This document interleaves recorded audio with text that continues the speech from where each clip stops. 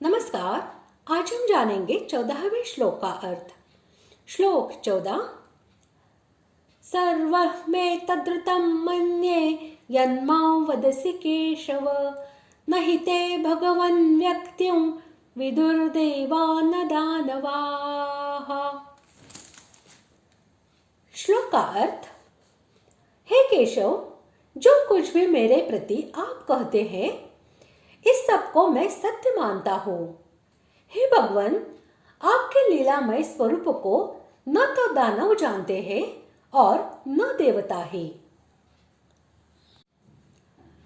ब्रह्मा, विष्णु और महेश इन तीनों शक्तियों को क्रमशः क, अ और ईश कहते हैं और ये तीनों जिसके वपु यानी स्वरूप हो उसे केशव कहते हैं।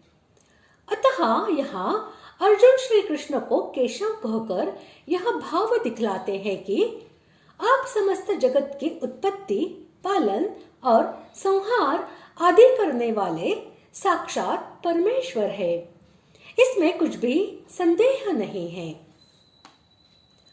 7वें अध्याय के आरंभ से लेकर इस अध्याय के 11वें श्लोक तक भगवान ने जो अपने गुण, प्रभाव, स्वरूप, महिमा, रहस्य और ऐश्वर्य आदि की बातें कही हैं, जिनसे श्री कृष्ण का अपने को साक्षात परमेश्वर स्वीकार करना सिद्ध होता है, उन समस्त वचनों का संकेत करने वाले एतत् और यत् पद है तथा भगवान श्री कृष्ण को समस्त जगत के हर्ता, कर्ता, सर्वाधार, सर्वव्यापी, सर्वशक्तिमान, सबके आदि, सबके नियंता, सर्वांतर्यामी, देवों के भी देव, सच्चिदानंद घन, साक्षात पूर्ण ब्रह्म परमात्मा समझना और उनके उपदेश को सत्य मानना तथा उसमें किंचन मात्र भी संदेह न करना,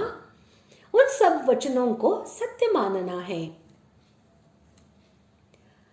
भगवान संबोधन का अभिप्राय यह है कि विष्णु पुराण में कहा है, संपूर्ण ऐश्वर्य, संपूर्ण धर्म, संपूर्ण यश, संपूर्ण श्री, संपूर्ण ज्ञान और संपूर्ण वैराग्य इन छहों का नाम भग है।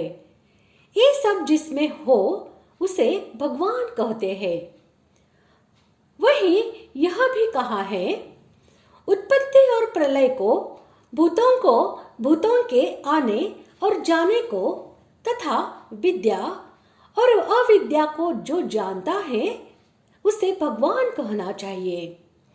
अतएव यहाँ अर्जुन श्री कृष्ण को भगवान संबोधन देकर यह भाव दिखलाते हैं कि आप सर्वेश्वर संपन्न और सर्वज्ञ साक्षात परमेश्वर है। इसमें कुछ भी संदेह नहीं है।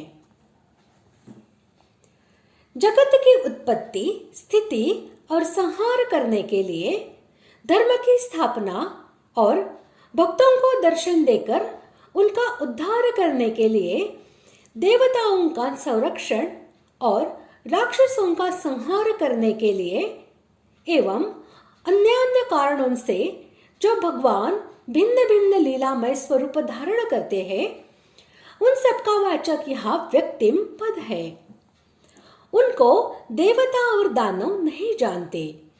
यह कहकर अर्जुन ने यह भाव दिखलाया है कि माया से नाना रूप धारण करने की शक्ति रखने वाले दानव लोग तथा इंद्रियातीत विषयों का प्रत्यक्ष करने वाले देवता लोग भी आपके उन दिव्य लीलामय रूपों को, उनके धारण करने की दिव्य शक्ति और युक्ति को, उनके निमित्त को और उनके लीलाओं के रहस्य को नहीं जान सकते।